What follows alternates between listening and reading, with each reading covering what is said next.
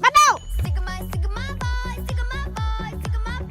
Ôi vẽ mặt khó quá các bạn ơi. Không biết vẽ mặt thế nào. Cô vẽ sắp xong rồi. Làm nào bây giờ? À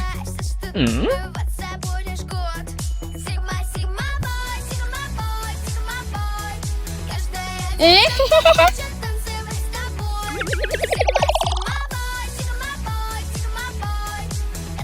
Cô em xong rồi. Cô em cũng xong rồi. Bức tranh của tao đẹp hơn. Bức tranh của tao vừa đẹp vừa sáng tạo. Nếu các bạn thích bức tranh của mình thì hãy ấn like. Nếu các bạn thích bức tranh của mình hãy ấn đăng ký kênh nhá.